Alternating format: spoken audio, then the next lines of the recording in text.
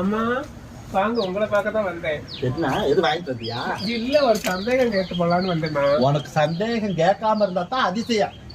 சரி, கேக்குற கடமையை கேட்டுட்டு போயிடுறேன். சொல்லு, என்ன சந்தேகம்? இப்ப இந்த சுமதியும் உன் அவனும் வந்து உங்களுக்கு தான் பிறந்துச்சா?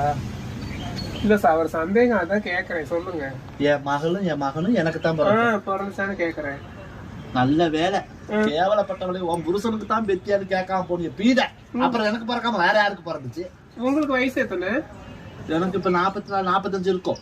ஏன் இத கேக்குறேன்னா, எங்க சித்தப்பா பொண்ணு இப்படிதான் ஒண்ணு, உங்க முகஜாட தான், அதுக்கும் வயசு 40 45 ஆகுது. அதனால வயசுக்கு வராமே இருக்குது. நீங்க வயசுக்கு வந்துட்டீங்களா இல்லையா? சொல்லுங்க. வயசுக்கு வராம என்ன கல்யாணம் முடிச்சு கொடுக்காம புள்ள அவ 45 வருஷமா அவ வந்தா என்ன வராச்சு என்ன பீட? அவங்கள மாதிரியே நீங்க இருக்கிறீங்க.